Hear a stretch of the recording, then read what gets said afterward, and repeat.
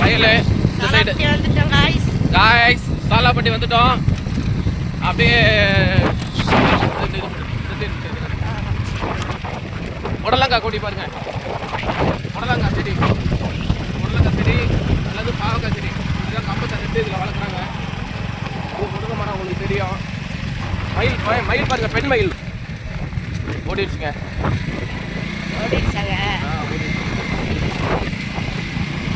தாத்தா வரார், விவசாயியா? இல்லை, விவசாயி இல்லை.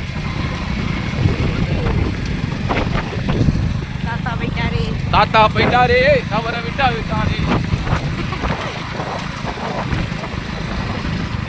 பாப்பா ஒரு தூங்குற பாப்பா சொல்லி அடிச்சுட்டாங்க.